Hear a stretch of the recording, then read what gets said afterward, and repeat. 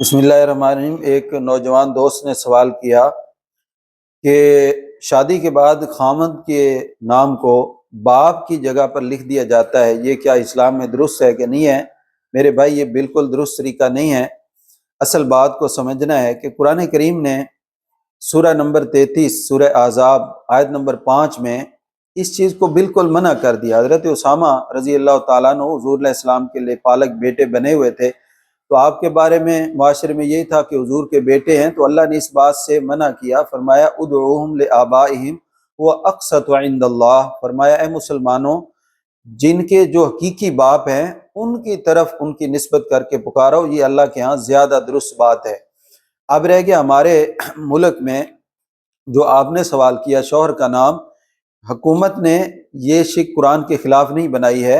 اصل میں معاملہ یہ کہ وہاں پہ خانہ ہی شوہر کا الگ بنا ہوتا ہے، وہاں شوہر کا الگ بنا ہوتا ہے خانہ، خامد شوہر یا باپ کا جو ہے نام لکھا ہوتا ہے، اس کے آگے یہ نام مینشن ہوتا ہے، باپ کی جگہ پر نہیں ہوتا ہے۔ اور اگلی بات یہ ہے کہ اسلام کے اندر کیا یہ جائز ہے کہ نہیں آپ کسی کا بھی نام تعارف کے لیے عرف میں اپنے ساتھ لگا سکتے ہیں کہ نہیں لگا سکتے؟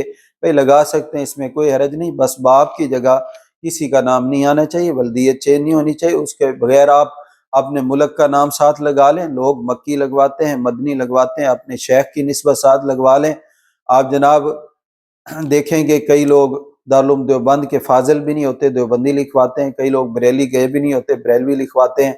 اور اسی طرح اپنے مسالک، اپنے جناب بڑوں کا نام، دادا ابو کا نام، چاچا کا نام، کوئی مشہور کمپنی ہوتی ہے، اس میں کوئی حرج نہیں ہے۔ باپ کی جگہ کسی اور کے نام کو مینشن کرنا یہ شریعت میں حرام ہے، قرآن کریم نے اس کو منع کیا۔